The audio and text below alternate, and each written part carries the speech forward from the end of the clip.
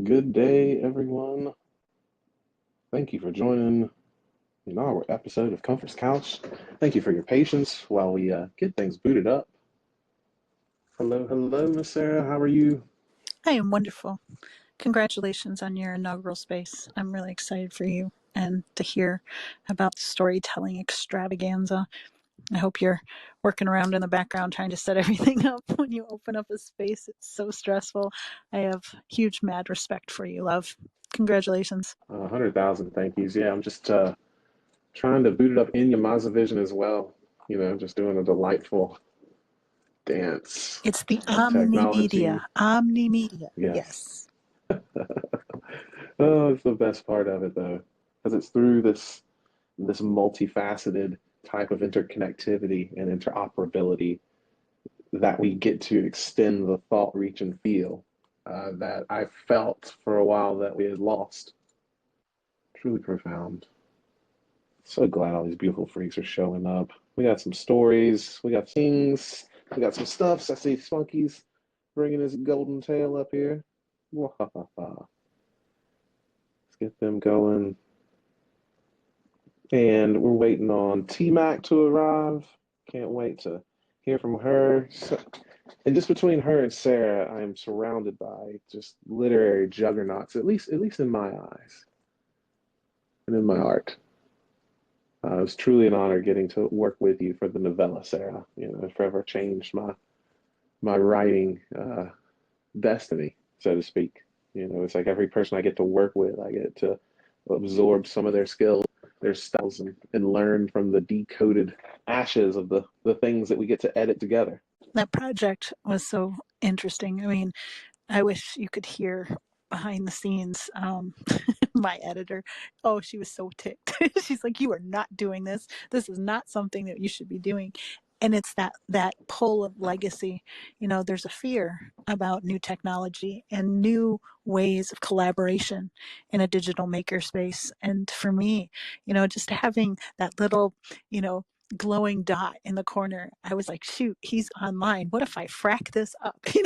It's like you have to kind of really put aside egos and the way you're thinking, because in that situation you actually are playing a role of more of an archiver or a kind of, I don't know, aggregator of all of the stories.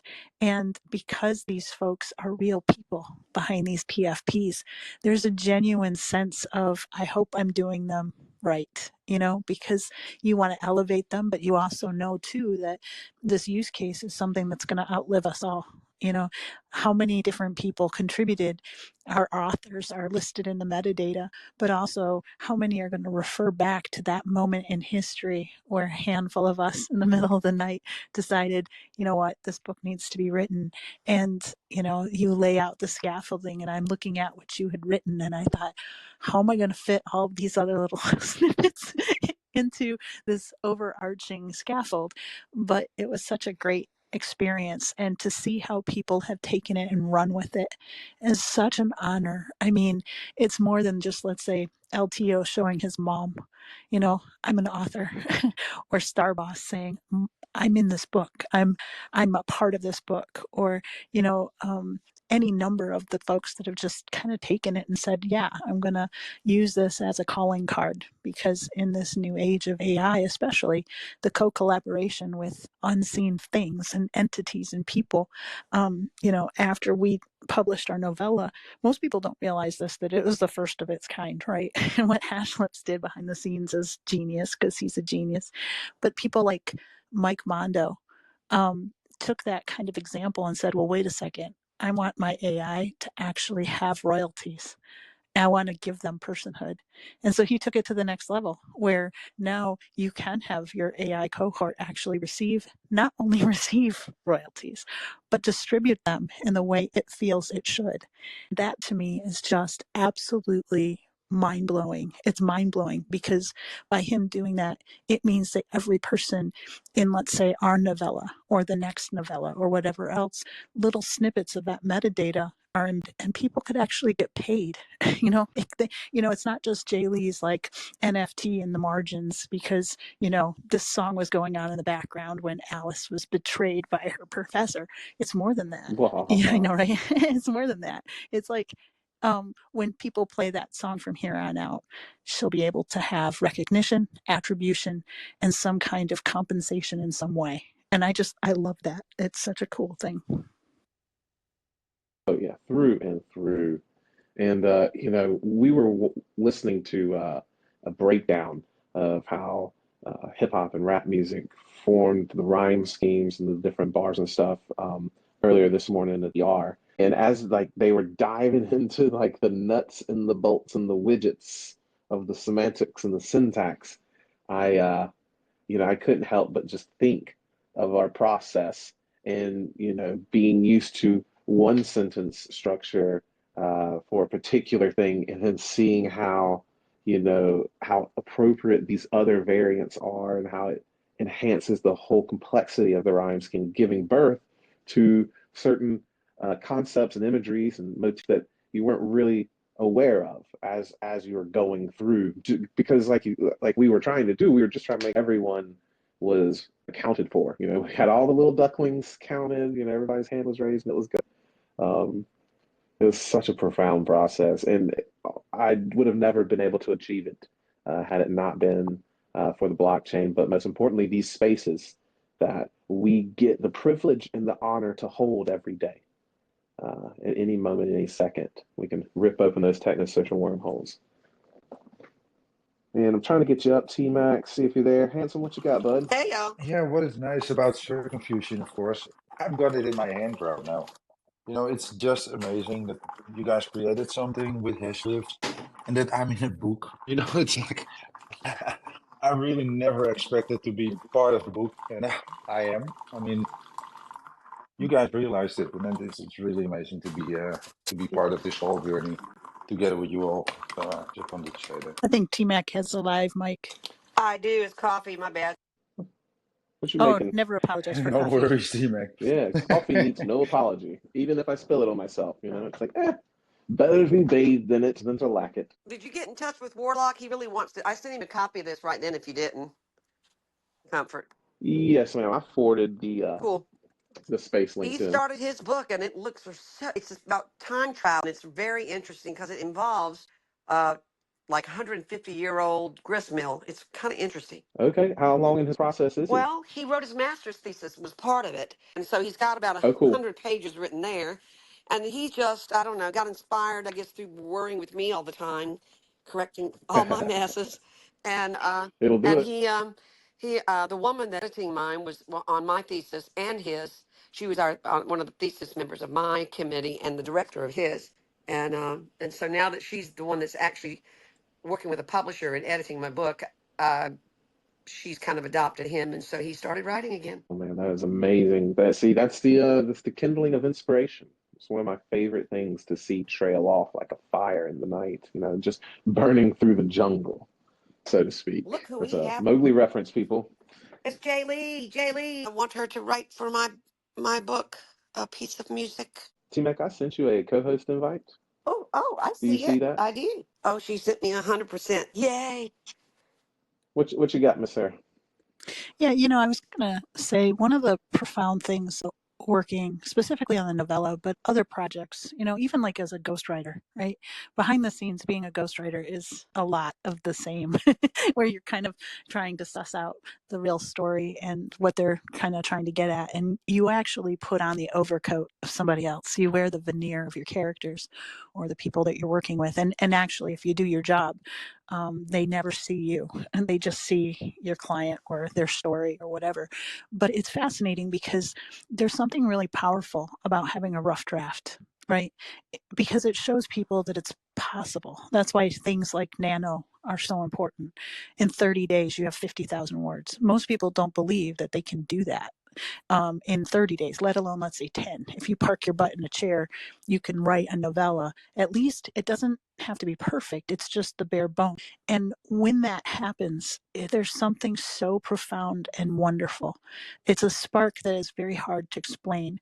But each and every person here, depending on what kind of writing style they have, whether it's poetry and they like to, create the art that goes with it, maybe it's a music or Zephyr or some sort, any one of those things, having an accountability partner matters, and I think the space is a vital piece of the puzzle. Is that if you are writing, times creatives are in solitude, right?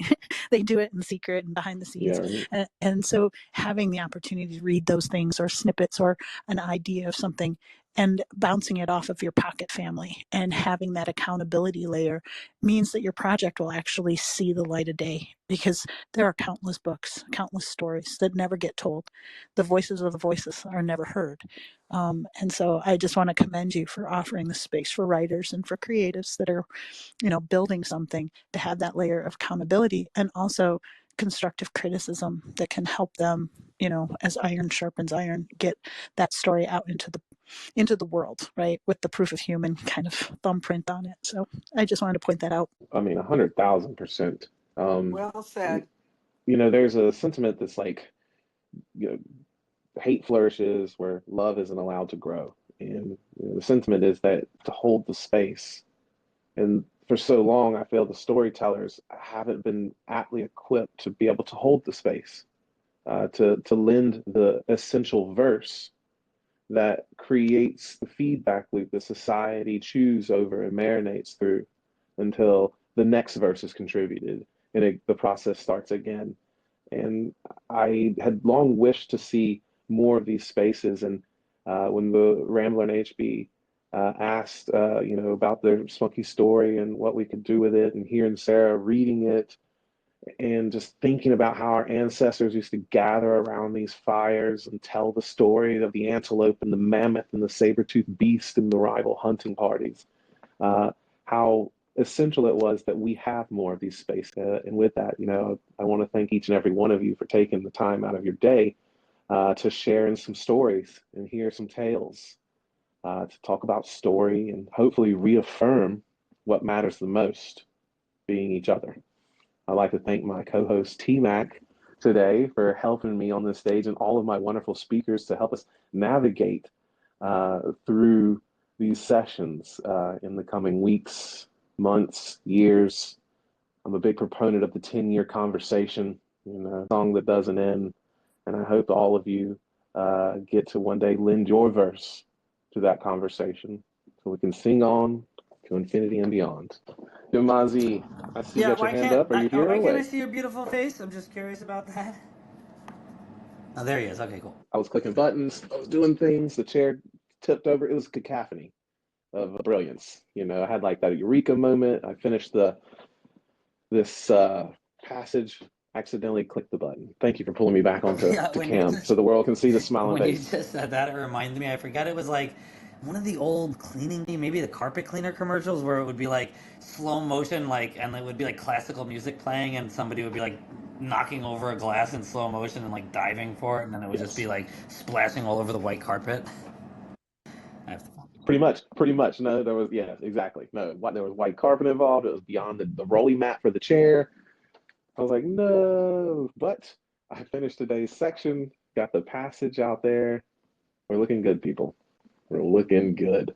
There's so many parts involved in telling story, and for me, the wildest thing is probably the most bureaucratic thing, and it's looking at these ISBNs on my little website that I've got them from, and just seeing how those particular keys are all that separates me from my rights to what I'm holding, and being able to utilize it. And it's so wild to see the imaginative process kind of distilled down into this fundamental, it's just business moment, and I often laugh at such clever hypocrisies because they're essential as we move forward. What you got, Miss Sarah?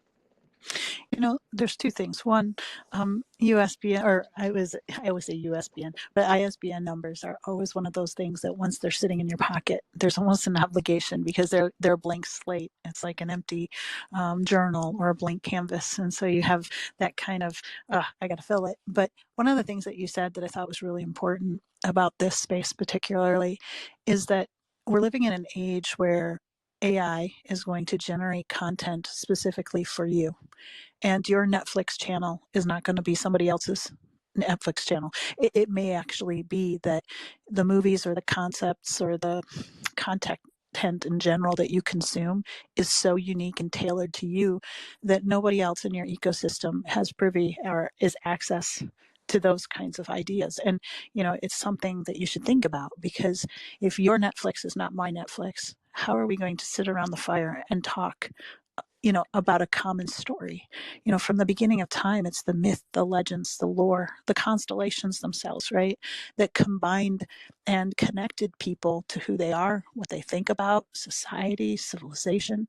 And so in this era of almost hyper individualism and decentralization, as these algorithms continue to improve, we're going to have to fight tooth and nail to sit around the same campfire and to have the same stories and the same moral, I don't even want to say moral, but just same North Star, guiding principles and things like that. And the fact that you mentioned it is really important, because you are going to have to fight to have these spaces and look at your schedule and be very disciplined and saying, you know what, I'm going to tithe this time to myself, to learning to build up my own skill sets or my own, connectivity. I'm going to carve out this time and I'm going to be ruthless about it. I'll be generous with everything else that I have, but I'm going to be absolutely ruthless with where I spend my time and who I invest, those minutes with. And I think pocket family is going to matter more than we even know. So I just wanted to point that out too. As a writer, it's going to be imperative, because you have to have a story worth retelling in order to have that immortality, right? History will forget you, but the story worth retelling outlives you. Well, I lucked up with a outside of pocket, wish I was in pocket situation with my family, in that I have rediscovered a woman who was on my master's thesis board, and her first name's Lucinda, and she's also an editor for 4 or 5 very respectable um, pub, publishers, IRL. But I wanted her to edit the book when we finally started talking again, and she's much older than I am, and I'm old. So she was like, "Well, okay." She said, "I'll do the entire book for free," because I had taught her daughter, and she appreciated what I taught her daughter as far as writing, how that what came about when that was back in 1989. And so she said she'd do it free. And I was like, "Oh my God, free!" And I'm like, well, that's like $5,000 from her. She's one of the most respected editors. And she said, "But," I said, "Oh God." She said, "It has to be mailed to me, printed." So the reason I was 7 minutes late getting to you, Comfort, was I was at the post office mailing her a 353-page manuscript. Ooh, Yeah. And physical way. yeah. And because she said she likes to write on them like in the old, I'm thinking, I could give this to you in any way you want. You don't have Google Doc. I don't care what it is. It's in the cloud. We can get there. Nope, nope. You mail it. So that's what I've been doing all day, and about my hair out. But it's been worth it, and I'm so glad it's going to be in her hands in a day, because she is definitely somebody who would be great to edit someone's work, and she's very coveted. So I've lucked up, or God has smiled on me, but I'm greatly appreciative of that day today. It was rough though. But anyway, I listened to what you said as well, and you were so right.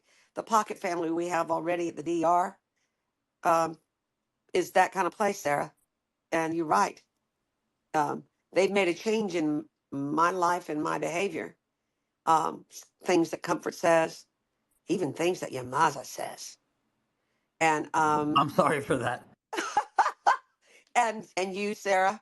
So yes, that pocket family is becoming more and more precious to me. A lot of times people don't have anybody in their real world, air quote, that believes in them. And your pocket family are just crazy enough too. If you're crazy enough to create it, there's someone out there crazy enough to want it.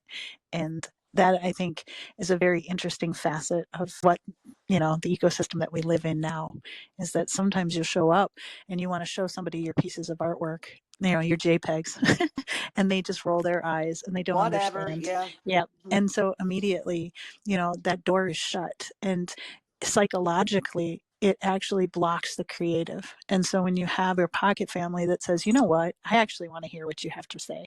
I actually want to read what you had to write. I want to see your art. Please sing your song. And it may not be perfect. And that's the beauty too, is that having the ability and the vulnerability, the genuine and authentic communication to put your works in progress. I mean, working with comfort, it was really weird because I'm a total perfectionist. So when I turn in, we don't have sloppy copies, right, around our house. So if you're turning in a rough draft, it's still your best work at that particular moment. And I would expect, capitalization and da da da da. It's the whole perfectionist mantra. But to have someone working in the background watching you and your process, I can't tell you how many sentences poor he would watch me write and then it goes away. I'm going on a different tact completely, or I would just decimate what he would write. And having someone watch you as you're building is very weird. It was weird for me, but at the same time, now I don't think I could ever create without that, because maker spaces, digital maker spaces especially, it is the people behind the screen that really do shine lights in our world that we may never expect, or have expected, I should say. So, but I believe in It's you. not only the writing, it's that we're in a space with these guys from the Netherlands that can create something that nobody's ever seen or heard or experienced. It can have moving parts and music and audible and the page and AI snippets of like mid journey, and it can have artwork and it can have NFTs, and there's so many different things that it can do for us as writers that we can't get done. I remember reading, because I'm a James Joyce freak, and I remember reading when James Joyce said that the problem with writing a novel, and this is during his day, was in the 20s, 30s, 40s. He said 30s. He said the problem with writing a novel is the margins get in the way, and Yes. I'm thinking. What then? I thought, well, yeah, that's clever. If you could write in the margins, wouldn't that be cool? Because back then they had to print it, like a printing press printed it, and they had the margins. And then it came along with Kurt Vonnegut, and he drew all these little vulgar pictures in all his little novels that he wrote, Breakfast of Champions, stuff like that. And he would actually do things, and they could actually put those in there. And then now it's come, we used to have lithographs, and that was all we had at the time of Alice in Wonderland, C.S. Lewis, and I forget the name, starts with a T, that did the artwork for that, Tillian, and he did all the artwork for that. But it was all limited by the way the equipment worked, by the technology. And now we have this, and it is going to explode and change the way we learn and the way we express ourselves. I'm so excited. I mean, we stand at the precipice of, a Gutenberg. Mm-hmm. Mm-hmm. We're at that moment where rascals have deciphered the teacher's codex applied to the church, town council, city board door, public forum, and are working desperately to share it with everyone. Yeah. And And what's so despite any attempt to thwart it, it cannot. How can you kill that which has no life, to quote South Park? Um, oh, so because good. Bravo. this is a this is a vibe. It's something that you have to feel, and every artist feels it in its totality. It's just that waking, nodding recognition that we are leading towards our own non-existence, our own inmost non-relational, not to be byproduct of self, that we even conjure the hero's journey to begin with, so we can contend with the darkness, so we can find the key and hold the map and see the way when the way cannot be found. McKenna says that none but the artist are tasked with saving the soul of mankind, for anything less is a dithering while Rome burns. And I know I gush over it, but I'm just so glad that we can gather here today across time and space, genre, and medium, talk about story, to share in the laughter and the communion, the common unity that once drove our ancestors towards a similar discussion eons ago. Well, how are we going to do this thing? I'm curious. How are Well, we? we have a whole bunch of spunky story to read, and we can either have one of us read it, like I can read it, or we can pass it off and have one person read 1 week, and then like we switch it up between you, me, and Sarah, or whoever else wants to read. Or if Miss Sarah wants to read the Spunky. She did such an amazing job last time she read it. Like I said, hearing her read it inspired me to want to have all these beautiful people gather, these beautiful freaks, as Leo would say. Get him on the line, get him in here, retweet the room.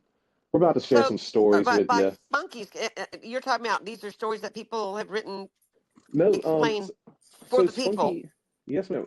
So the Spunky has its own writer and storyteller. Is like one of the top folks in the Netherlands, if I'm not mistaken.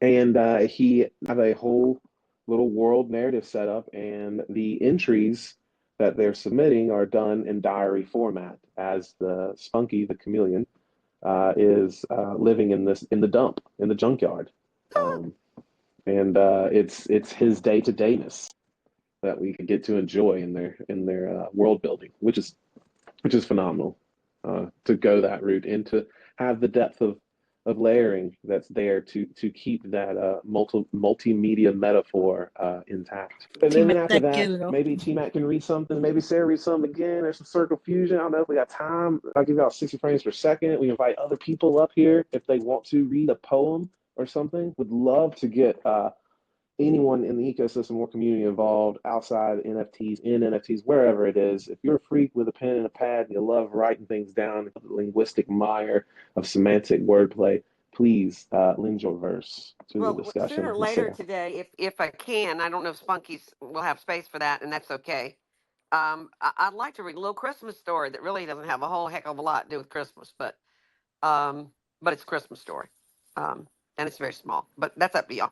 Oh, yeah. No, no, of course, of course. I was just going to jump in with the Spunky universe. I think a lot of folks in the listening audience may already know this, but for the benefit of the recording and for folks that may not be familiar, all of these projects are interrelated. The DR, the Digital Renaissance, has a space first thing in the morning, really early in Eastern Standard Time, and a lot of folks met each other through there, through the Hash Lips and the Sketchy Labs, and through the IO team. And all of these projects are kind of focused on more of the education and the building up of the underlayer, and making sure that you're equipped with the right skills, talents, tools, etc., in order to go out into the universe and do the thing that you were supposed to do. So when we're talking about Spunky, Spunky is a character, just like any of our PFPs. With a novella, we took all of everybody's PFPs and wove them into this story and made a community lore so that we could all kind of bunch together. What the IO team has done as using the idea of Spunky, they have an incredible author that is well known in that ecosystem to create the storyline, like Comfort had mentioned, and having the daily diary pages. And the idea is not just to introduce the fact that there's this really cool chameleon, it's that there's a lot of cast off stuff in this world. There's a lot of stuff that people think is trash or that they don't think has meaning or purpose. But the idea of mending and making do and repurposing the things that we have on hand, because creativity is not about the stuff, actually. It's never been about the stuff. It's about how you use what's on hand in new and innovative ways. And so, the IO team has used Hashlips code. So if you want to build an NFT, let's say a project, you want to do it right, and you want to do it right by the people that are going to invest in you. And so making sure that you're surrounding yourself with folks that share the same North Star, the same pathway, who really do believe in, value for value, and making sure that folks feel that they matter, right? So that's that project, in case you didn't know. And this is a second book from our giant community. And when people come out of the woodwork to read, it's not for fame, it's not for notoriety. It's because we want to, build up others first. We want to be, helping them achieve their goals. And a lot of times people don't understand, especially writers, when you're stuck, right? And you're not going anywhere and you feel hopeless and you don't feel like you have something to offer, it's in helping other people get unstuck, or helping other people with whatever skills, talents, tools, ideas you have that it unearths something within you. And that's kind of the whole story about being in a dump, really, when you think about it. So I hope that each and every one of you want to come up and read, because in the space, it's a safe space, right? Let's say you've never spoken in before. I know DGen Nerd would be more than happy to DM you a section, and you could practice reading out loud in front of your friends, your pocket family, and take a part in this big story that we all share. So that's one of the things I wanted to mention. So you can read your own stuff, you can read spunky stuff, you can read pieces of the novella. You're part of all of those stories. Each and every one of you is made an author when you were listed in circumfusion, I should say. Each one of you are authors. There's no author on the cover. It's thousands of people inside. So there it is. So, real quick before we dive into some fun stuff, you were, maker culture, making do, mending, it just, and Spunky being in a junkyard, it reminded me of how we are of this remix generation, and that often we were handed a broken world, a world of discarded things that we desperately were trying to keep up with, instead of seeing where the broken things fit together to make something anew. And we kind of get to do this. We get to share in the orchestration of these wake walking, mind manifesting realities. As the technology is shrinking the lag time between what we can envision and create, using AI, you too could probably awaken the storyteller within you. And I'm a trained, college vetted, love language, and I'm telling you to go use the AI to tell your story, to reshape it. You don't need to make the Play-Doh to enjoy philosophy. See what I did there? See what I did there? Anywho. I heard Play-Doh, and that smells like heliotropes, and I love Play-Doh, and I think we should all be building with Play-Doh. So, yeah, Right? I just reduced the whole entire room right there. You're fine. You'll be just fine. Wait till we start reading Spunky's story, T-Mac, how much time do you have on your hands today? Are you okay? We're not going to be going for 5 hours or Hey, something. Comfort, real quick Yes, ma'am. before you continue to pontificate, can you explain to folks what Comfort Couch is and how it plays a role in the IO Discord in real life, and what that actually is, just for the record, so folks that don't know what you're up to, and that writer's room, just for posterity's sake. Oh yeah, no, thank you so much. I totally spaced on that.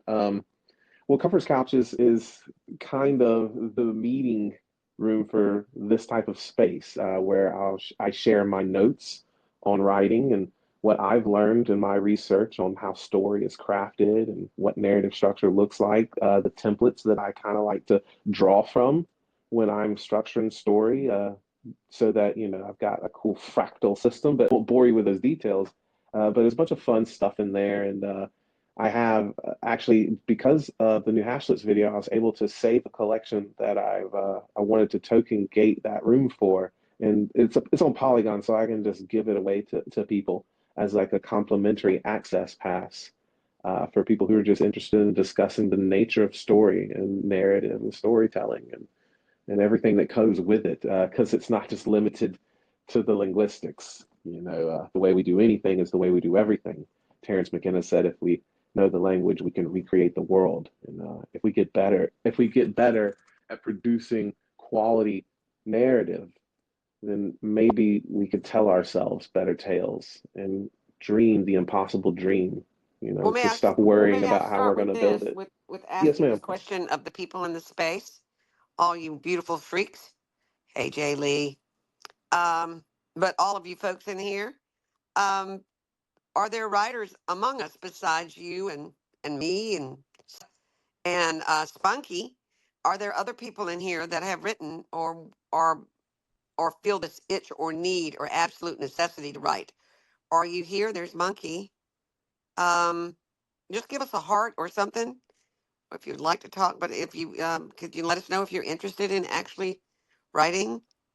Um, if not, reading is cool. We need to have both ends of it for communication to happen. But I was just wondering if anybody else in here was a writer. Oh, I soldier. have I have never written.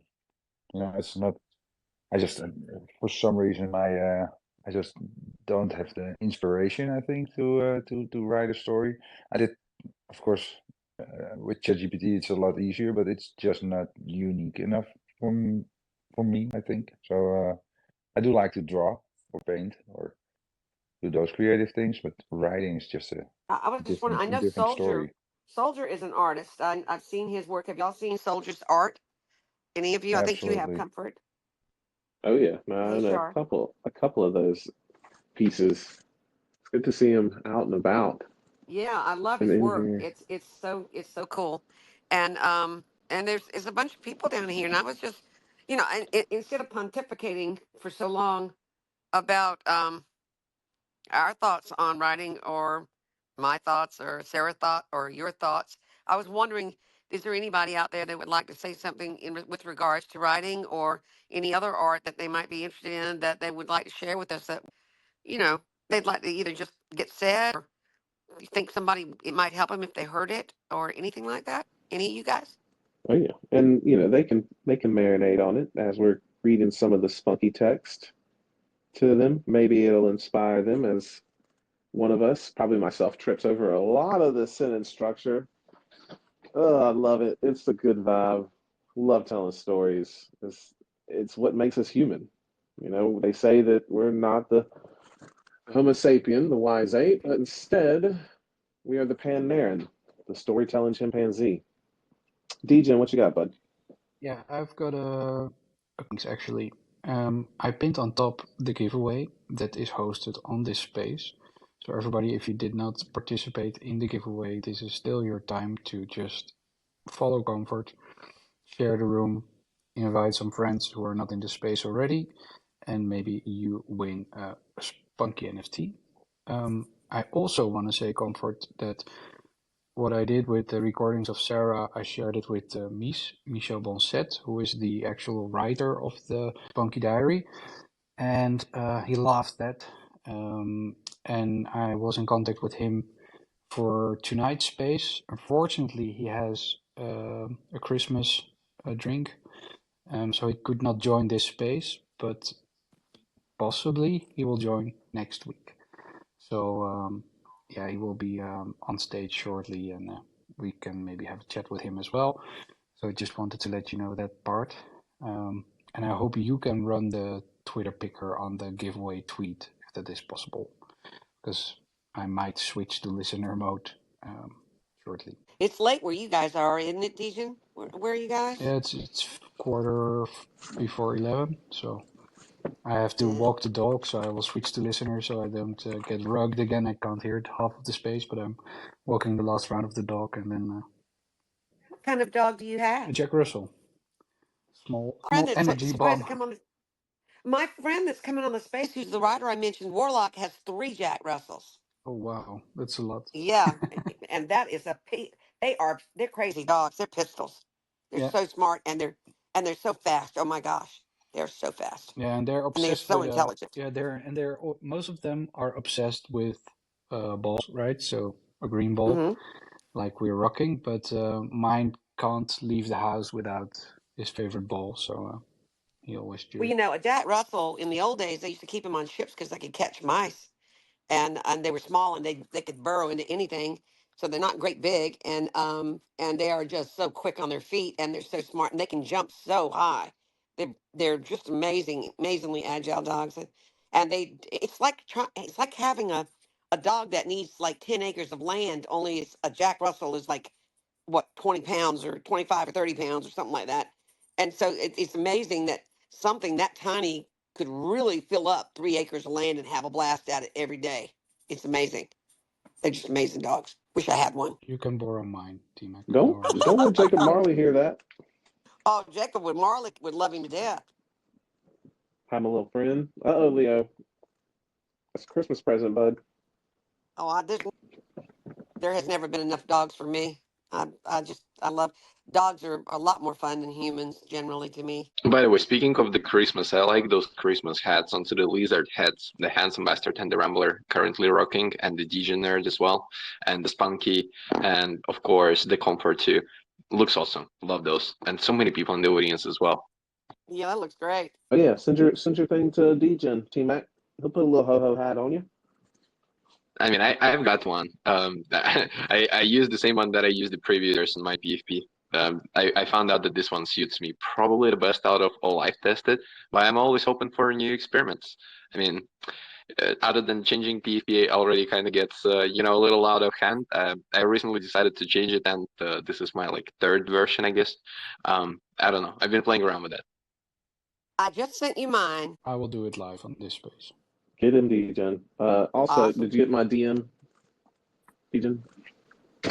I think I get it, but I didn't read it. I'm going to do it right now. Thank you, thank you, thank you, thank you. Oh, and when you played the recording, uh, how did they like the way Sarah was reading it? I thought it was amazing. You don't have any idea how much I struggled. There was one word in there. I'm like, I am not saying that word, and it's not going to be recorded.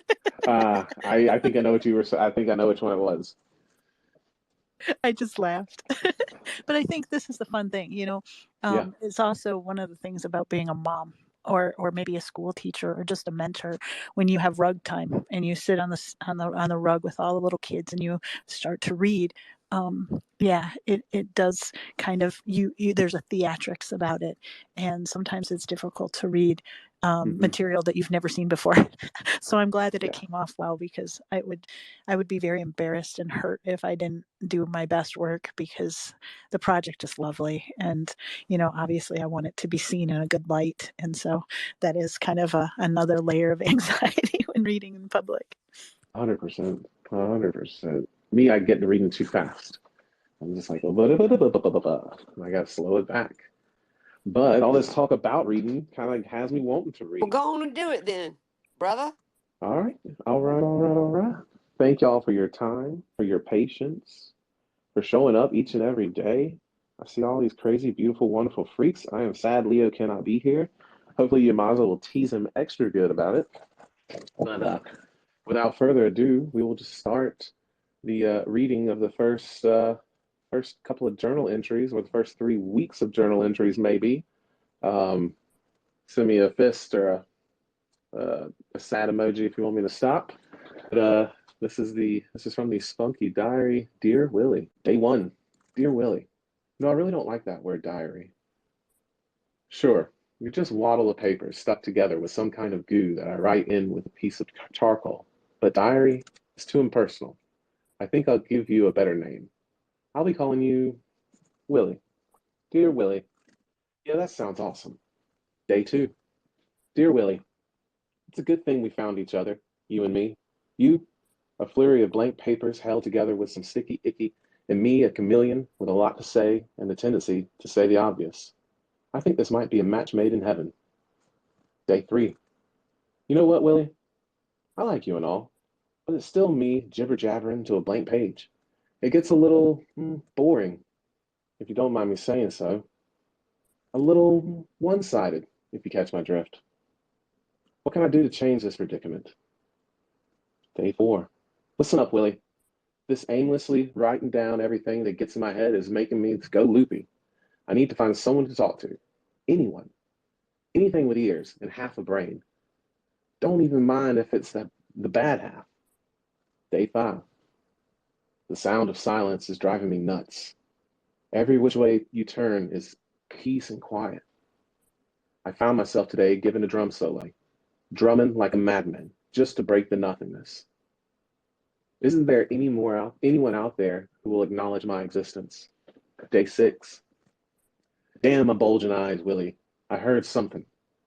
I think I heard the flapping of wings, ever so slightly, but still. Could this mean that there's another animal somewhere?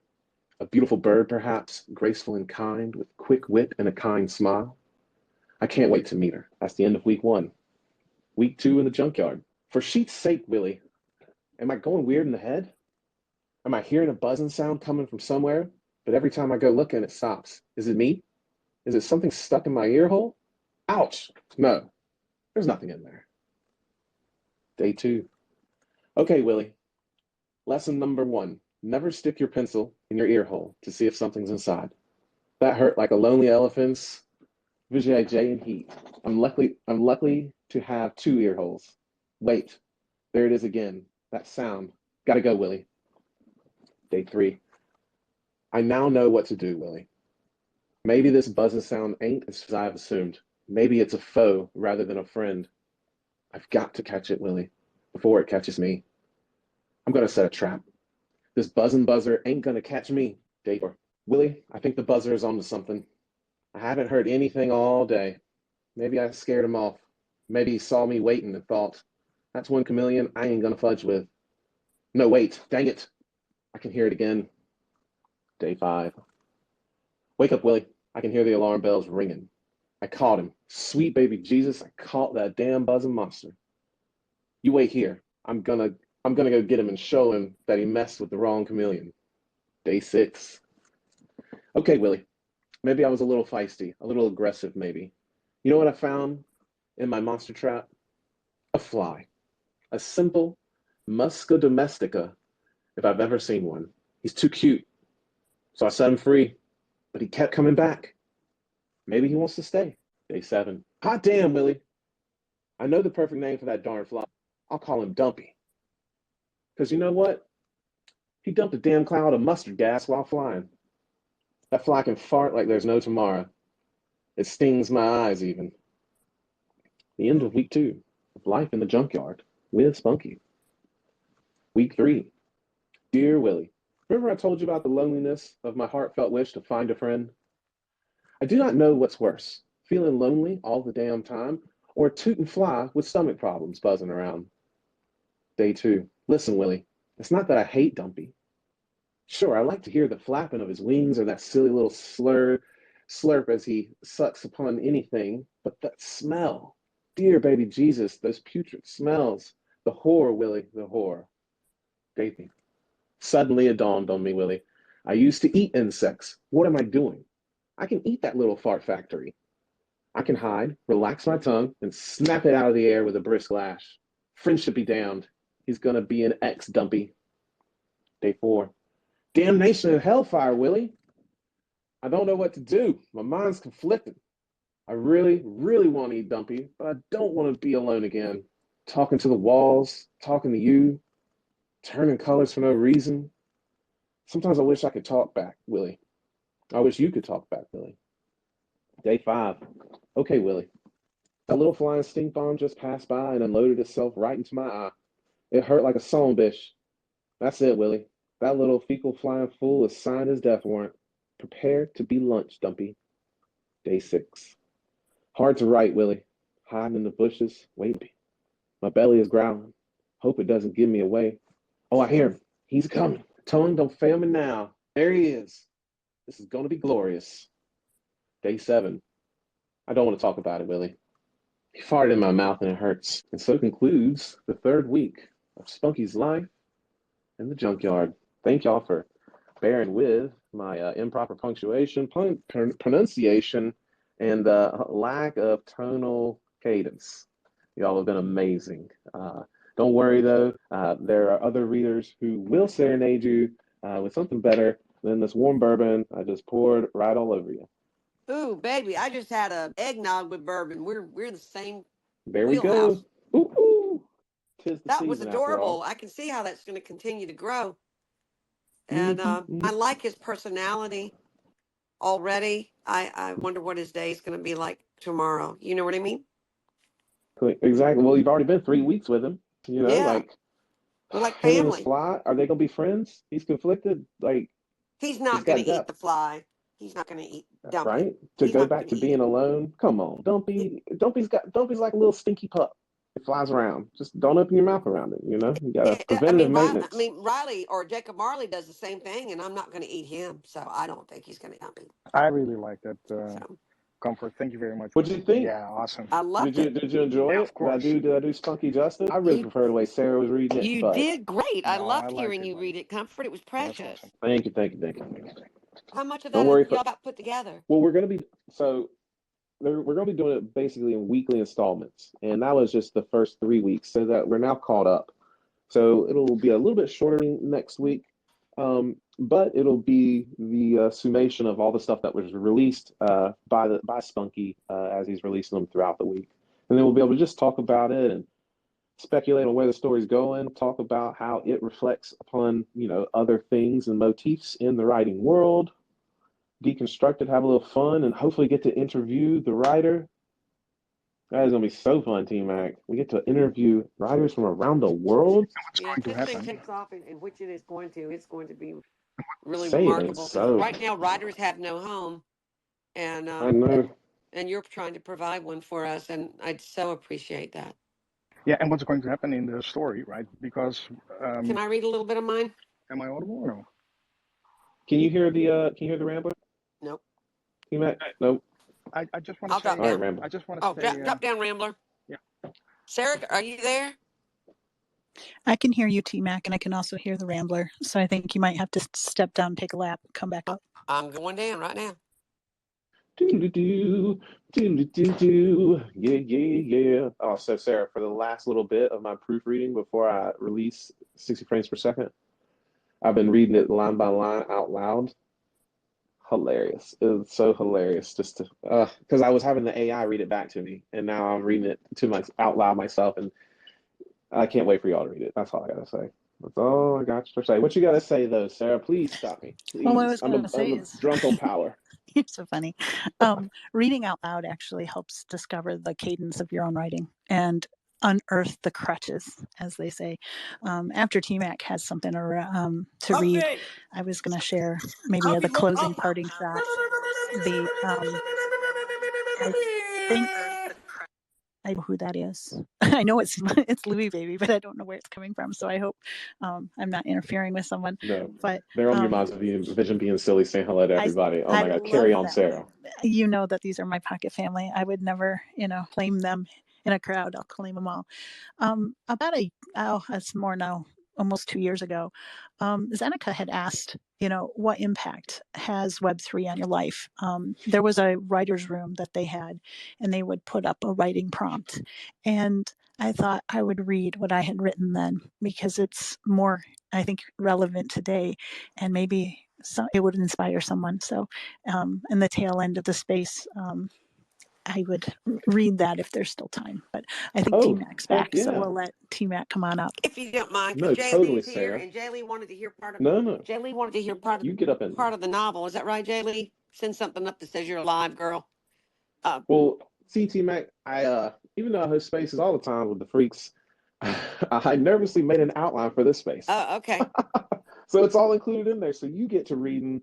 It's already slotted. It's time for you to read, Miss T Mac. All right, Jay Please Lee, are you share there, us this darling? Christmas tale. Jay Lee, are you available? I was hoping she was there, because she's doing some music for this project, and I was just hoping she Well, was it's there. recorded as well Okay, on Your she can go Mom's back and read Religion it. and here. Exactly. Or I can do something while we wait to confer. No, that's okay. I got it. I'll go. Basically, Okay. long years ago when I first started this, I had written this chapter, Sarah, and you remember some of it, but I have kind of revamped it, and now I have 113 chapters. But this one, I've tried to make them smaller because I believe that writers nowadays, readers are more drawn. In fact, a girl read this while I was getting my hair done today. She asked me, could she read some of it? And I gave her the book, and she said, I love the small chapters because I can stop and do something and come back and do something else. And so it works better with the mind of more active people when it comes to spaces and all of that we have to do in our lives that involve running around and not sitting still. So anyway, without further ado, it's chapter 38, and it's called, can everybody hear me? It's called Away Went the Manger. All right. You The ready? stage is yours. All right, I'm not going to go through it. I basically explained that she's upset about having to work all these times on people's taxes, even though she's a little kid back in the I'd say she's 1943, and she's having to do everybody's taxes, but her mother's given to help her brother. So every penny she made, her name's Jane, every penny she made from helping folks with their taxes would help her brother's education, not hers. She resented this greatly. She had so much money and didn't even get enough to buy a bag of peanuts or drop in a Pepsi Cola, not a dime. So while talking in a mammoth draw, and pulling on her cigarette as fast as she could, crouched behind a pine tree dressed as the Mother Mary. She thought to herself, I bet there was a rise in tobacco sales during that season in Bethlehem. All those folks come there to pay their taxes, probably smoking tons of cigarettes just to keep from killing each other or themselves. She had to feel the chill of the night air as she watched people walking brightly to the brightly lit church. Realization that time had come to assume the yoke of all women and get herself in the church. She pinched off the fire from the remnant of that last cigarette, returning it to the hidden monkey pocket on the back of her stuffed animal, and stamped out the red ashes with her heavy boots she used to work in the barn, which he had thrown on to make it from in the woods for a smoke before getting barefoot to play the Virgin. She snuck into the church, through the back kitchen screen door, it squeaked and slammed behind her, danced around in a circle till the boots came off, stood straight while plopping the ridiculous veil in place, and took a glance at her reflection in the side of a big hanging Chinese stainless steel pot that my Roundtrees had donated for the annual Fall Brunswick Stew fundraiser. She adjusted her veil, applied it some hefty red lipstick on, and then feigned a smile. Not bad, she whispered while walking in from the kitchen through the door beside it to take her place at the altar, her net dress of varied blues and whites trailing her. She knelt at the manger, which was still dusty from being kept on the lean-to shed instead of being protected from the elements. Well, this just seems to add some character to the story, she thought. Kneeling, she turned her back to the congregation. She could smell the damp old wood from the manger mixed with mold on the dusty hymnals, and heard the pews creak and crackle as the congregation took their seats on the pew. Junior had made it home to read his beloved story once more. He waited until the congregation settled in, then walked with determination and a great deal of seriousness, with the Carter family Bible, dusty and torn, tucked under his arm toward the podium, which had been moved off to the side, back near the back door, near the kitchen. He placed a mammoth Bible quietly on the podium and flopped it open to the place he had bookmarked and began to read his most important oratory of the birth of Christ on that sacred night, December 25th.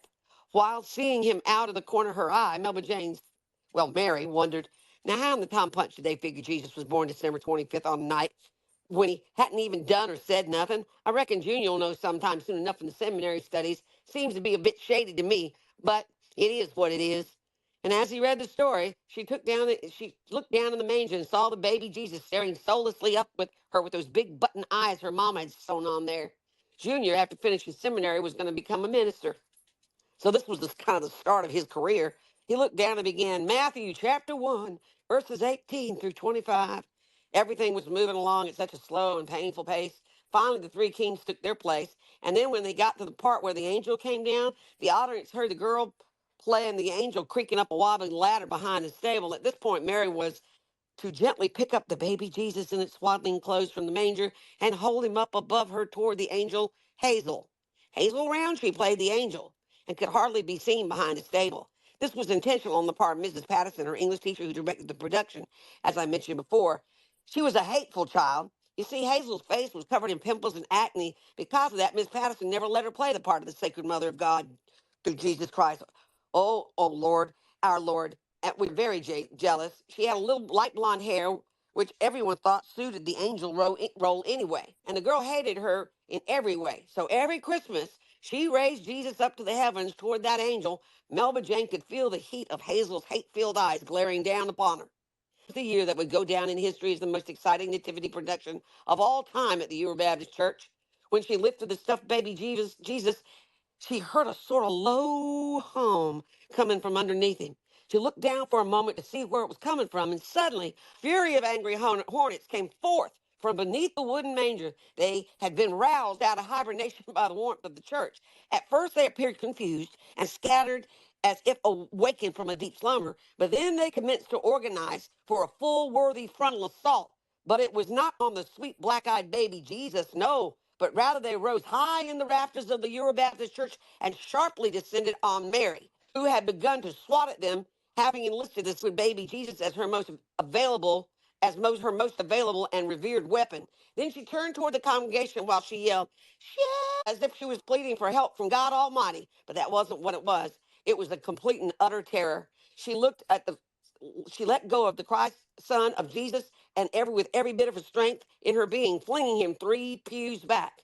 The hornets followed him, and as they twirled, spinning for the first 3 rows, which were where all was reserved for the important and wealthiest people of the church, heads turned to follow him while he rotated, flashing his steel stare through black button eyes towards each one of those folks, past Mr. Whitley, past Miss Helen, past the Roundtrees, originally of Greenville, past Miss Nancy Edders, and finally lighting with the Hornets in Congress into the arms of the Baron Nellie Harrell, who screamed with desperation while swinging at the horde with the baby Jesus dependent upon her Savior's protection. They continue to move in mass like a single being. That was just part of it. I always love it, T-Mac. I loved it the first time I heard it. I even, it's such a, because I grew up in a little brown church next to the woods and stuff. So that's hilarious. Like that could have happened That could have and probably happened. did. You know, that It could have did happened happen, where yes. I came from. Exactly. And it came from your life as well. So you get to enrich the ink with, the blood of your experience. Oh, that was my mom's experience, but it truly was history maker that day. Anyway, I appreciate y'all let me read. Oh, of course. This is a space for that, if anything else, to share in the story and ponder over the glimpses of fleeting inspiration What's that odd is the flicker. very last page of this entire story mentions the beautiful freaks of the DR. There we go. There There we you go. go. Cannot wait. I myself, when I set out for these 9 books, I left a lot of wiggle room to be able to incorporate the various tribes of my pocket family to encode them and canonize what we do here. The sketchy novella is but one, an unexpected surprise, might I add, on that list. And Well, it's going to it's be amazing for that chameleon to have. That's like having a huge piece of property to live in, and so much in it, and so much of it will change from week to week when the dumpster does its thing. That it's going to be amazing, the adventures and the trouble he gets into. of two unlikely friends. Bum, Truly. bum, Bum, bum. bum, bum. Miss Sarah, what you got? It's funny. The novella, incorporating the all-in-one IO wallet was just one of the many little tiny tidbits. And when you think about all the anchors that were laid that tether all of us together, it's kind of cool. I was going to read this real quick, and hopefully I can get through it before my husband gets home and the dogs go nuts or Amazon visits. But Go, go, it's go. called The Net. And it says, I suppose to fully understand the impact of Web3 has had on my life, I would need to make a mention of the fisherman who taught me the power of the net. He was an old man with a leathered skin and a ready smile, a stranger who had watched me lose an entire tackle box worth of lures in the rocky bottom of Lake Superior. Perhaps it was the look of pure frustration on my father's face that struck pity in the heart, or struck pity in his heart, I should say. Um, yeah, my dog decided that she was going to like paw the whole entire piece of paper. Okay, so pure frustration on my father's face that struck pity in his heart. But that day, for whatever reason, the old man and I became friends over a lesson in knot tying, of all things. We met at the dock every day that summer, and by the time school was to start in the fall, I had learned to mend, make, and use fishing nets. You see, knot work is more than a mastery of gathering threads, handling strings, and using tools designed to make the task flow more efficiently. No, network requires patience, a consistency in rhythm and mindful tension day in and day out to create a resilience and strength in the web. His calloused hands told the story of a craftsman who never cut corners, of a person who knew their livelihood and net's worth depended on the quality of their net work. Saying goodbye was hard that summer. I cannot help but believe in providence. Entering the 6th grade, that year felt much like I was a minnow swimming amongst whales, fish being churned in the underflow and destined to be snagged when coming up for air. Being a new fast-paced environment where everything feels completely foreign is intimidating. As it would happen, as these things sort of do, the girl who had her locker next to mine could not get it open. For those who remember 6th grade, being locked out of one's own lock was the kiss of death for any new kid. I helped her get in, open it, and she gave me a friendship bracelet in return. I know some of you know what friendship bracelets are. Unbeknownst to her, and thanks to the old man, that bracelet was like a cheat code in my hands. And by studying it, I unlocked a way for awkward kids to make friends in a tactile way. It started slowly, the two of us at lunch fashioning row upon row of knots like tiny little scales in a complex fish-looking chevron pattern. In short order, lunch tables were filled with people making friendship bracelets for fellow netizens. A universal truth revealed itself. When someone spends the time to teach another how to tie a knot, a bond is made. That speaks to the core of our humanity and our need for meaningful connections. We had formed our own safety net, knot by knot, row by row, human by human, by showing up and building something of value for one another.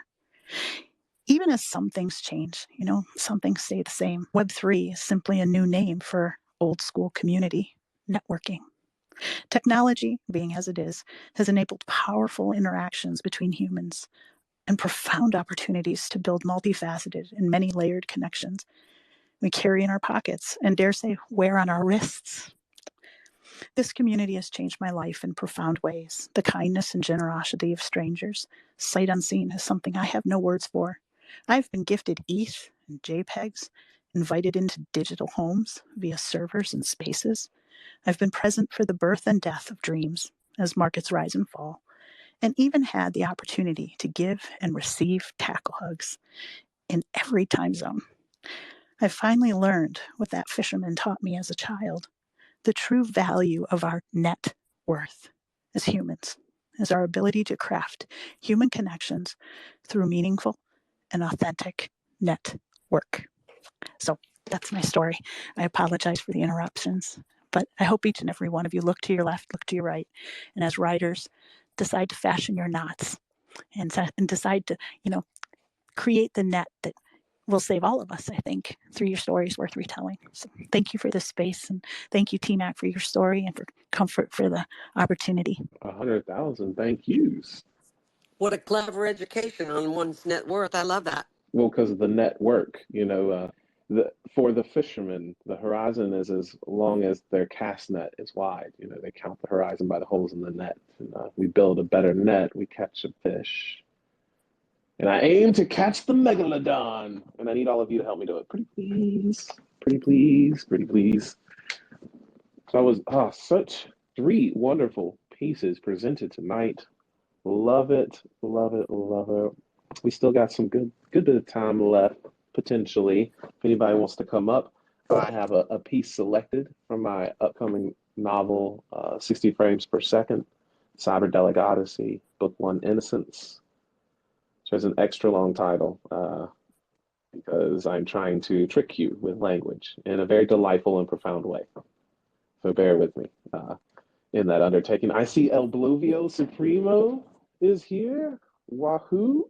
That would be my husband out there. We got DJ Nerd walking his dog on Yamaza Vision, live and in action. You can just look down in the comments and see a cute little pup walking through the sidewalk. A little wet night there. But I'm so grateful to have all of you here. Let's get Leo on stage, Mage. What you got? How are you healing? I'm healing. I decided to put my little lizard thing on and got a green dot in my name, so I'm part of the gang now. If only you did that yesterday, you would have qualified to enter. Never mind. You did enter it. Are you walking? Are you walking on your own, or you still have a cane? What do you mean cane? I've got 2 special walking sticks that are called crutches. Oh, that's powerful. There Love you your are, you writing super freaks. I love a whole of freaks. I'm glad to see all the beautiful spunkies out here telling stories and talking about net worth and networks, and it's amazing. I just got home from work and I love the fact that there's 30, 40 people. Spunky Nation, Green Dot Nation. Leo, I was Imagine the talking to your wife freaks. before you rudely interrupted. What's that, baby? I was talking. You can't call her baby, Leo. How many times have we told you this? Don't you know it's Yamaza and the freaks? Oh god, Louis and Yamaza on the same vibe. You hear that? Oh yeah. Special guest. Love that guy. So is Yamaza at Louis? What a fucking Leo. What a freak. Ridiculous. No mud, no lotus, people. Hey, listen. No mud, no lotus. You'll learn that in I upcoming didn't weeks. mean to come and wreck the writer's space, but that's what happens when a knuckle dragger shows up and there's a bunch of brainiacs in one hole at one time. No, it's an inevitable outcome. Like the the force of all the brainiacs into one space just pulls the toroidal threads of fate. It just brings it all crashing down with a beautiful unicorn of a knuckle dragon. Love it. I'm so glad you made it, Leo. You have to go back and listen to T-Max reading. It was awesome. It was the No, church he needs one. to hear that spunky story. That is going to be something we Oh, look forward to hearing every week. Spunky at the okay, the dump, spunky baby. story. Spunky at the Yep, dump. dude. A little spunky and dumpy. Dude, we read through the 3 weeks, so you're gonna get a nice rundown of that. Sarah had a wonderful piece about the network, which is a clever play on network and net worth. Ah, love it. I heard the tail end of that. Love it. Love It it. was amazing balls. I mean, I couldn't have asked for a better inaugural space for a storytelling Well, Sarah extravaganza. is the Times Person of the Year. Did you not hear that or see that? Oh, yes, I Shah did. has the hand up. The boy is a Hello, wizard. Shar. What's up, Yes, Shar? Shar. Shar, what's Hey, up, Shar. darling? I just wanted to say thanks everybody for this space. I heard T Mac reading, I heard Comfort earlier, and Sarah reading, and I got to see Comfort a little bit too on your Mazda Vision. I'm still on there. Yep. I did a little clip and put it out, so you're gonna like that. Of That was course, it's the most unflattering clip. Thanks, Shar. You're the best. uh, I summoned Mayday to that clip. Love. Yeah. I just wanted to, spread that around. So. Oh, I'm going to look at that right now. That's how you get them, Shar. You tell them it's an unflattering clip, people are on it. But yeah, so That's why Snake Bacon has the tagline, "You are the exit liquidity." but you guys are awesome. Thanks. Oh, no, thank you, Shar.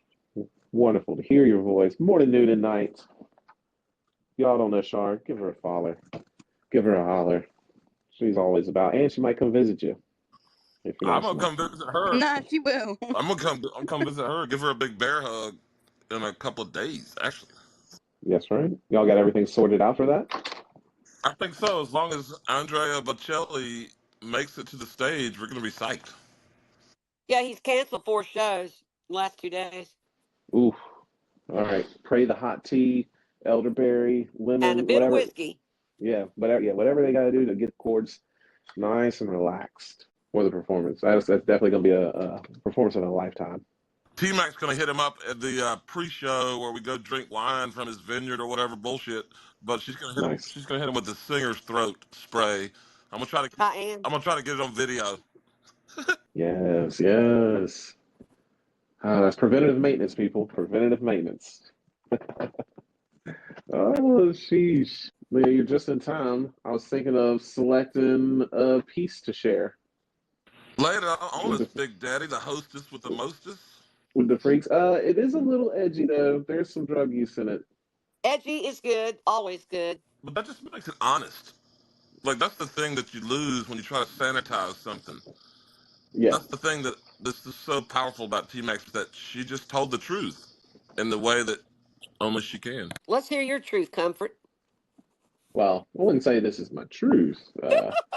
This is me taking Hank Moody's character and kind of applying it to this brooding special agent that's killed a bunch of scientists, and he's got a little paranoia because he hasn't been sent back on a mission. It's been a second, so he's kind of freaking out, but he's also been going on a binge. So he's kind of loopy, but he's also a writer. So here we go. This is called Chapter 3, Begin Transmission. Passage is labeled Fleeting Inspiration. A thick cocaine drip numbs his throat with a foul taste. This ain't Peruvian. They must have cut it with something. What I expect. Well, I ain't dead yet. He goes to clear another row from the tarnished mirror. Just then, a beam of sunlight targets his hand, drawing his attention to the dingy wall-sized window. Through grease-stained palm prints and random spatters of hot sauce, the opulence of daybreak graces over the tops of coniferous groves and thickets of live oaks. In the distance, light spears pierce through the veiled hordes of fluffy clouds, revealing a patchwork sky of cosmic surrender. Let me turn that off. There we go. I was trying to auto because I was going, messing up the whole flow of the read. You had a Sorry, cosmic. people. You had a cosmic surrender. Nope. As the windowsill warms, Special Agent Zeph's knife scratches with an impatient examination of something aloof in the distance. He looks back to the poorly typed manuscript and takes a drag. Meanwhile, Coleridge's albatross clamors about his neck, exaggerated by an underlying existential crisis, an overactive amygdala, work-related conditions, a muddled, watered down of commonality, and a functional dependency on mind-altering substances. The sun continues its climb. Nearby, a buzzing fly bounces around the vertical surface of his grimy, wall-sized apartment window. The annoyance causes a swift sweep of the taser blade. Its edge slices the fly in half, stopping just before the surface of the window pane.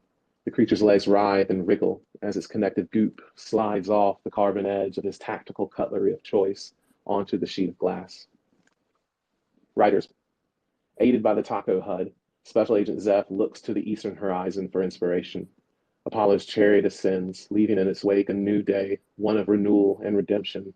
Through dusty, parted curtains, contrasting colors cause his corneas to embolden the outline of the sky's intangible horizon, casting a stark juxtaposition amongst the various parts of this masterpiece.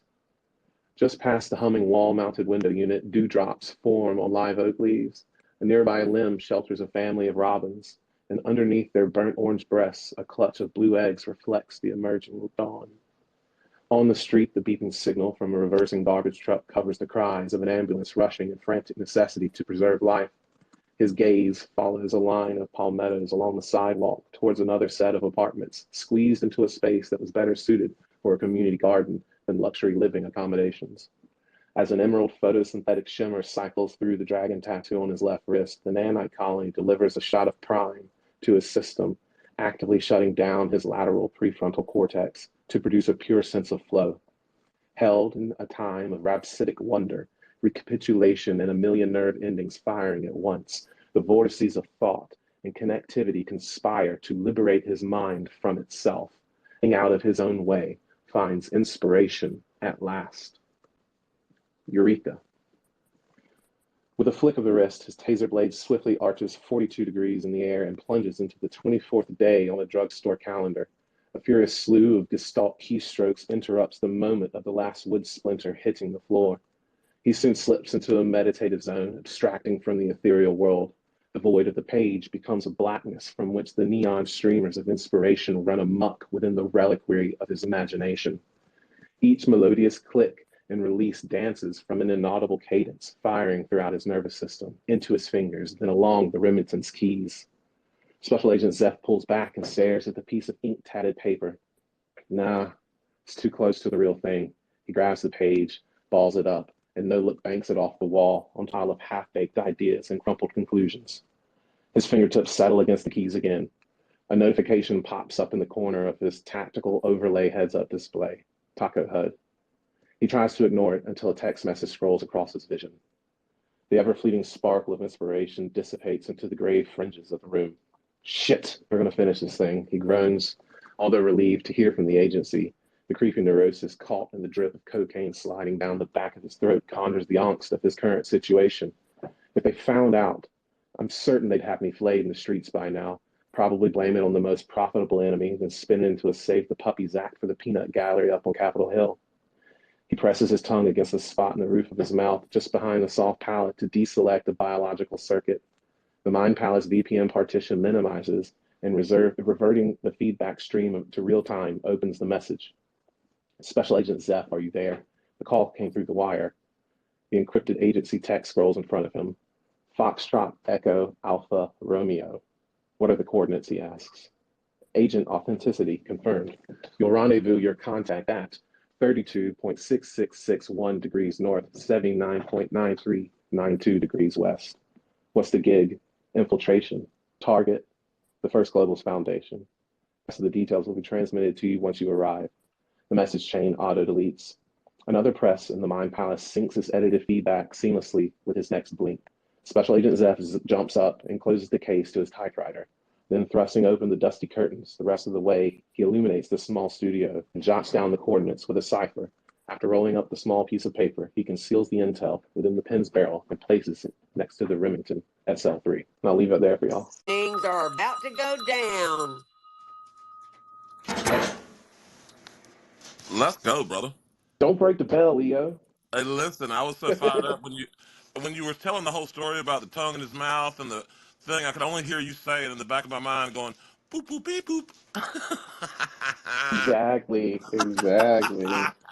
I just, since we were talking about storytelling and the writer, I felt like it was a piece that kind of showcased how fleeting inspiration is, even when you have it, and you're Well, a it super had the agent. style of a Mickey Spillane novel, or one of those kind of. It's too articulate to be this, but one of those pulp fiction novels where the streets are always wet, no matter what time of the day it is, Yeah, and the noir or Yeah, yeah, whatever. there you go. like Film noir. I Yeah, literally thought of Blade Runner, yeah, um, yeah, yeah. for a Exactly. moment. True. Wait till I take you to the Leaky Tea warehouse. It is wet and dark and neon and blood Somebody's Nice. everywhere. Pew, and pew, pew, somebody's getting pew. some noodles that I would not eat. That I would.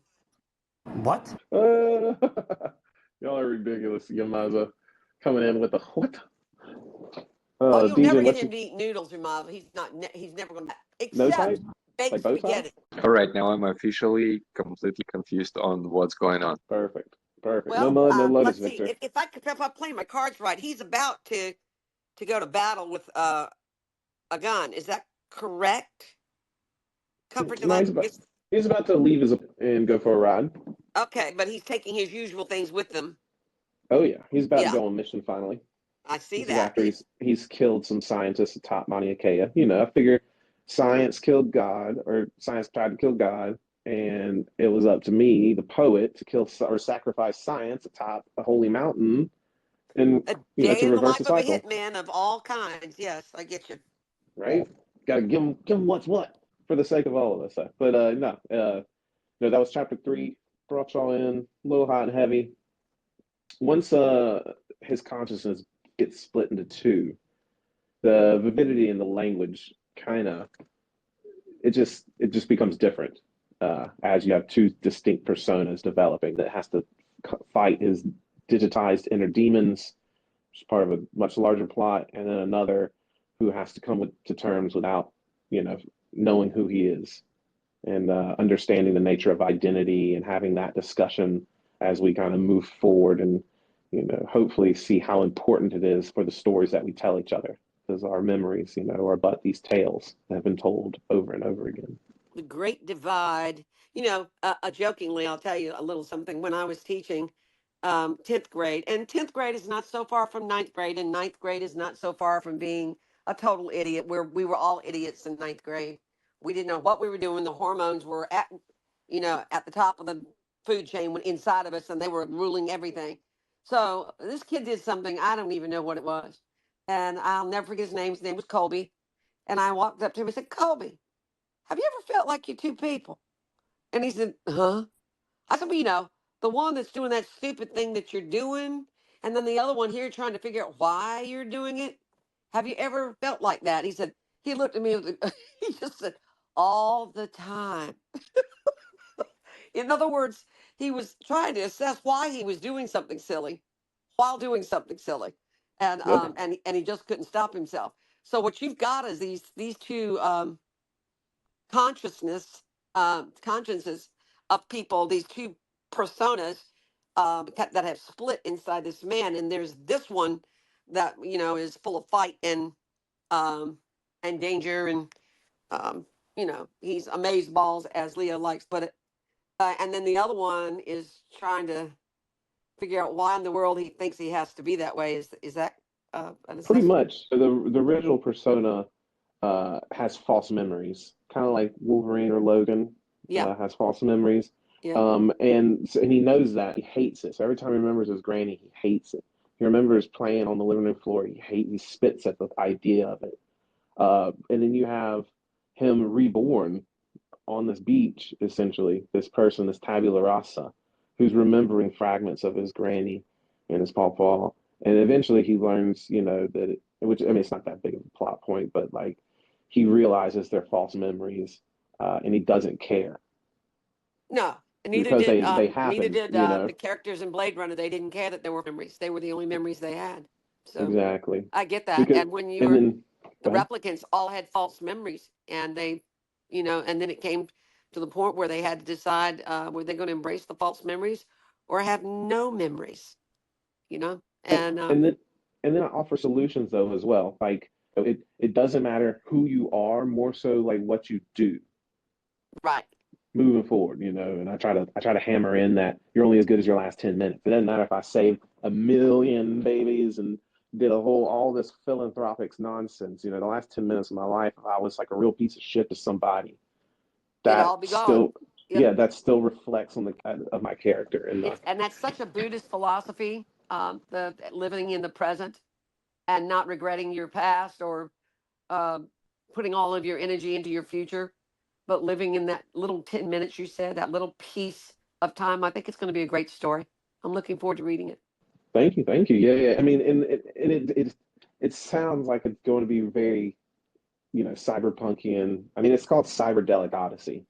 But I originally wrote three-quarters of it, or the most recent thing. I wrote it as like a sci, not a fi type of experiment. Like I wanted the technology I showcased to be real world applicable, so that you could one day build the 50-story skyscraper in Detroit that grows all the fruits and vegetables and foods and emits Wi-Fi and gathers solar and water and wind and connects to an array of them. All of that to be showcased in there. But I only recently layered it like a nice thick icing. The the hard science fiction, nanotech, inner demon, digital world, isegai, like manga style experiment, which is beautiful because it allowed me to scale the story to 9 books, so that I can take you, hopefully, as we will in these spaces moving forward, to take us from the hero's journey to a discussion about the moral mosaic. Yeah, well, look at that. He's got his hand up, darling, I think. Yes, ma'am. Scott. Yeah, I survived the walk with the dog.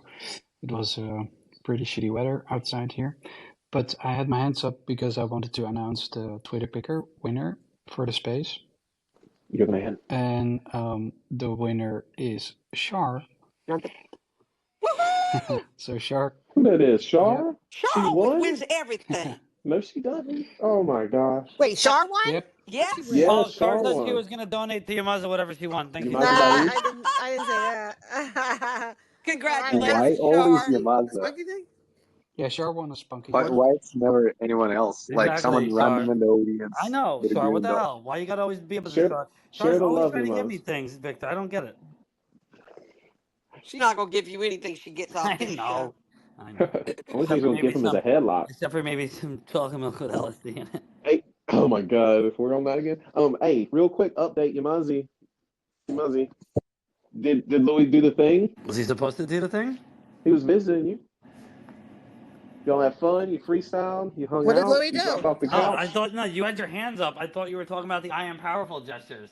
You Oh, did he basically see the just gestures? Comfort just started throwing his hands up like he was doing the "I am power, I am strong, I am That's powerful." I'm like, did he do that? No, he did not yeah, do that. Why would he yeah. come No, over that's and it. do the hand gestures? If That's what I I was doing to sing, you Louis meant though. hang out and Yeah, roll up. Absolutely. fuck yeah, fuck yeah. That's what it's about, people. Yeah. See, Louis didn't realize how close Yamazda was. He can come hang out with Yamazda and the freaks here, like a little getaway to the beach. Exactly. Ooh, you hear the vinyl? Crank it up. Now that's a vinyl, yeah.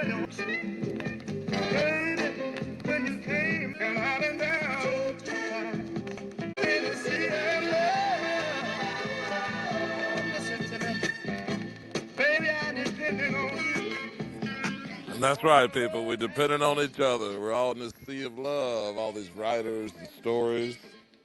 I love it. Was that you playing that, Leo or Yamaza? Oh, Definitely Well, that's not Leo. me. That was vinyl goodness. Yeah, yeah, that that was was. fun. Ooh. You could hear the popping, and we now have vinyl upstairs. He finally got ours put together again. So House vinyl, baby. House we got vinyl. I house love it. vinyl and office vinyl. So you mean he doesn't have to roam around with the flashlight, knocking things around everywhere to get the vinyl going? I love it. He's got it down. He's got it dialed Oh, in. God. uh, Can't wait to see you guys. But Shar, are you going to be around this week while we're up there? Yes, Saturday, ma'am. Char. Saturday. Yes. Saturday evening, Yeah. though, or Saturday, maybe. Who knows? It's birthday boy. Well, Everyone, I'll have everyone, write this down. Everyone, Sunday is Leo's birthday, so put it in your calendars. It it is the is. 16th, all exactly. right. Oblivious Oh Supremo's wait, Saturday, birthday Saturday, Saturday, I Saturday might is have the to extravaganza. give him yeah. your birthday gift. There we Eliza. go. Do it. Oh, give him everything. Oh Leo man, gets take a everything. look at yourself Give him the and be No, shirt. he gets his just own gift. like me. Wait, T-Mac, are you singing? Us. More, please? I'm singing, oh man, take a look at your life. You're a lot like me. Except I'm prettier than he is. You're the best. Hey, no doubt. What I see coming is a J Lee T Mac duo. That's what I'm seeing. I'm seeing a J Lee T Mac duo coming out. Woo-hoo. We're gonna put it on the book, baby. Print it, mint Oh, it. Jay Yeah, Lee better doesn't watch need Uh, out, my Jay help. I'd Lee. mess it They're up. coming to As Arizona and they're gonna hunt we you down. are I heard coming to that. Arizona. She I already wrote said we her. I could. told her, Jay Lee, we're coming to Arizona. If you don't come here or you don't get something, I'm driving, I'm Hey, flying, how I'm about this? catching How a about this, train. T Mac? How about this? How about we fly her and her crew down here, Yeah, and and she'll give be them a like the vacay. first.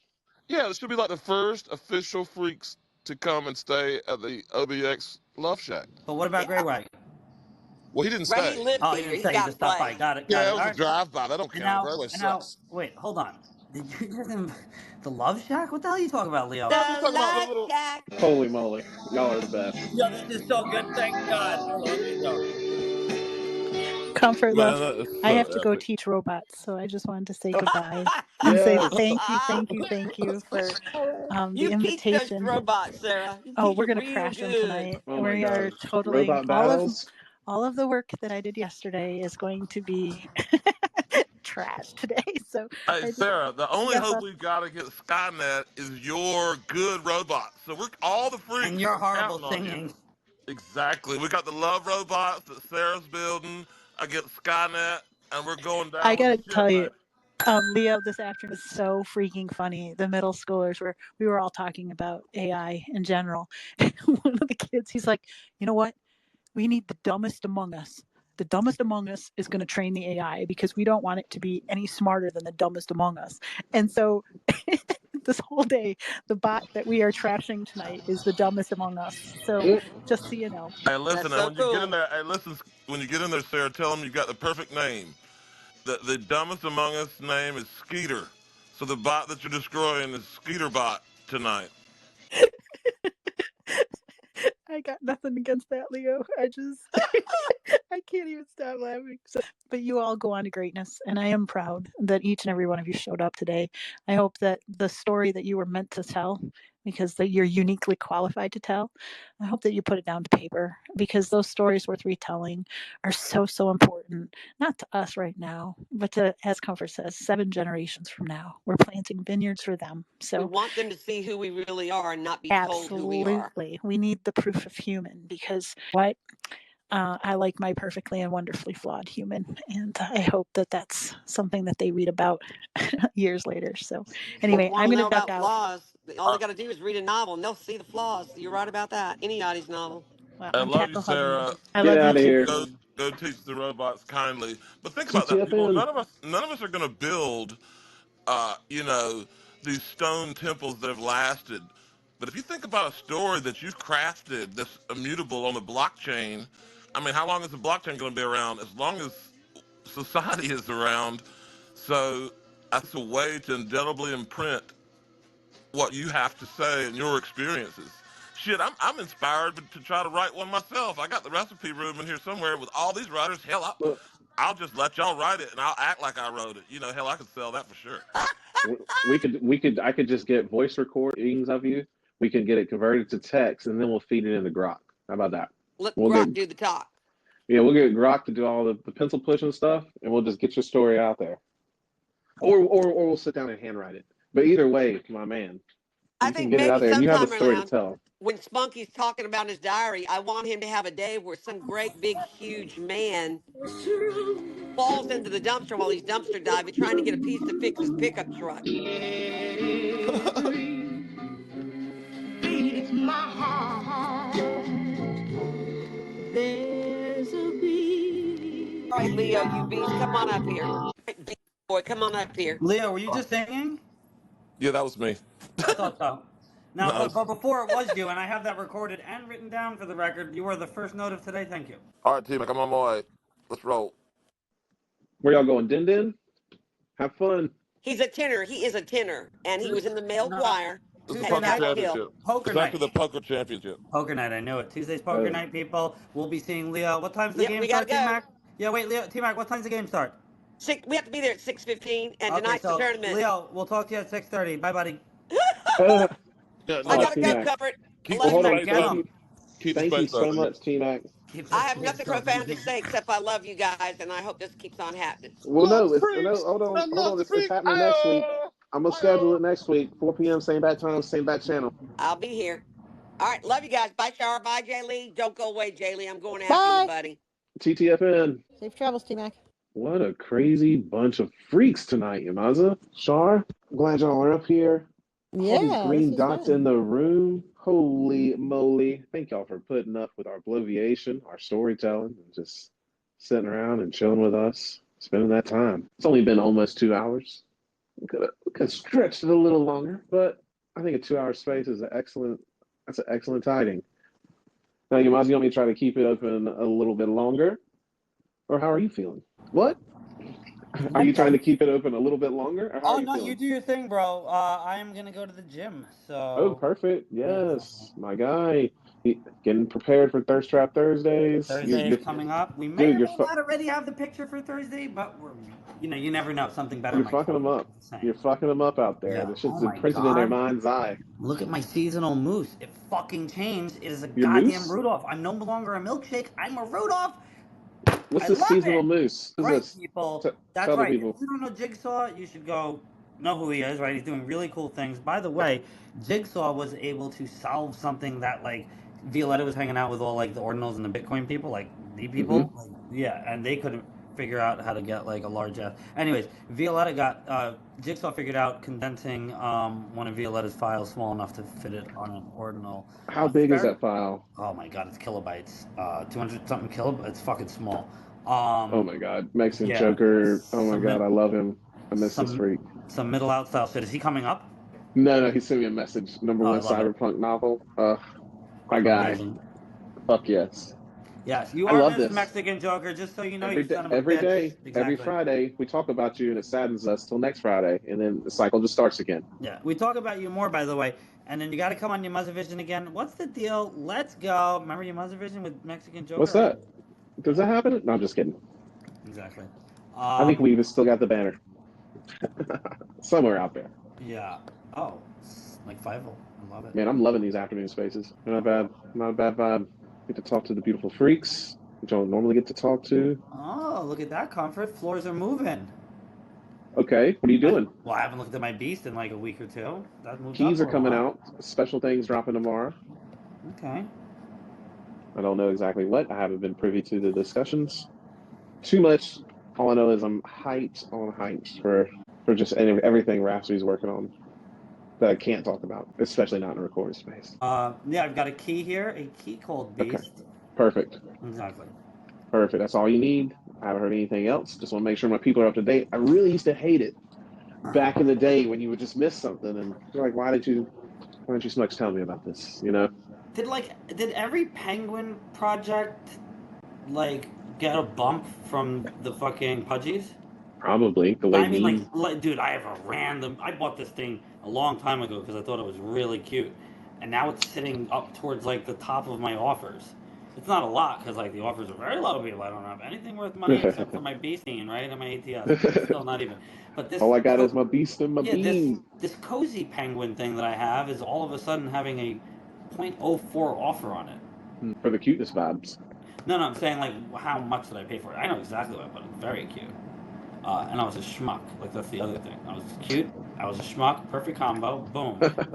Purchased an NFT. Right? It's Instantly, cute. It's cute. You're a it's in my schmuck. hand. NFT purchased. Exactly. Look what I got. This thing. I'm gonna wear it Okay, so I whenever I bought it for want. .099 a year ago. What was ETH at? ETH was at more info. Oh, ETH was at 9.99. Okay, okay, we can make money off this thing right now. Actually, let's see what's going on here. Ew. Accept the Make offer. sure the gas isn't too high or whatever the fuck's going Yes, on with sir. that. Yes, sirree. Yes, sirree. Gotta do math now? Really? I think next space. I think I might give away some NFTs next space. Okay. Nothing valuable, of course. Just access passes So to I paid the about. Comforts Couch Discord room. Yeah, so I paid. All right, so I could. Without the gas, I would be pretty much breaking even right now on this Perfect. thing. Without the gas. Let's see what the gas is. Accept offer. Yeah, why they gotta do this to me? Like, I'm gonna give the creator earnings, you piece of shit. No, not accepting it. I'm gonna wait it out. This seems like a There we go. loophole. This seems like a really good project that's going somewhere. People. It's very cute and it's going to fucking zero. Remind me in Trust 2 me. weeks. Yeah, in 2 weeks be like, like 8 o'clock. What the fuck is that? 8. Jesus, that's a late What's happening FIFA. then? It's a late FIFA if I've ever heard one. Like FIFA at like 7, 7:15, 8. Really? All right. Dan Oh, Jackson's. look, Dan Jax. What's up, What? Dan? How do you? Oh, that was weird. He put his hand up as a listener for me, and he just freaked me out so bad. I'm like, how the fuck did he put his hand up as a listener? Important announcement. Congrats on your first Cannonball! space. It was very entertaining. With that said, Yamaza's a schnitzel and he fouls people in soccer. Oh my god, you're out of here. Somebody boot him. Get him out of here. Got him. Got him. Came up here just to razz you good. I love it. I love it. I love it. Thank you for. Oh, that's it. And now he's got. Or did Char boot him? No. Spunky boot him? No. Dan Yeah, you Jax know is who's a down fucking there? outlaw. Comfort, showing me how much they care privately. All the caring in the world is coming in private message, by the way. Bunch of hearts. Love you. Love you too, Donnie. I know you care, my friend. I love you. Not you, Shark. Get the hell out of here. Char just slides in with a heart. You're out of here, Shark. You're gone. Yeah, Poof. Donnie's giving me the thumbs down. Shark comes in Oh with a my gosh. heart. Right? I Well, love dude, I it. think I'm gonna this is give a everybody perfect. else the hearts. What do you think about that? You guys are all getting hearts, except for Shar, by the way. Don't tell Shar. I think this is a perfect segue to close out the So space for the evening. fresh. Wait, let me finish giving the hearts to everybody but Yeah, Sarah. give them the hearts. Give them the Let me know. hearts. I'll let you know when I've gotten I everybody in already the gave room. everybody hearts. No, I'm giving up. You're not understanding. I Shar, beat you you're to very it. confused Sorry. about this, Shar. You are very confused. Okay, I've officially hit everyone that I'm able to give hearts up. I can follow you back and give you hearts. There you go. Fantastic. There you go. Hey, No, be it's all due good. diligence. All Due good. Donnie, diligence. where are you, Donnie? Let me give Donnie gets extra hearts. You get hearts. Upstairs. All right, everyone. That is good for the hearts, except for Shar. How do you feel, Shar? I'm good. Well, Oh, once I again, got a heart. Wasn't for thank money. So full of you shit. all for showing up today. Thank you for all my speakers and all my listeners. We'll be doing this again next week, 4 p.m. promptly. And I'll continue to do this for as long as it takes to reawaken the brave, reckless gods and goddesses within us all. Keep contributing your verse, honoring your honorable coward and clever hypocrisy. Drink plenty of water. Mind your posture. Continue to be positive and love your life. Till next time, friends. Yamaza, Santa's watching.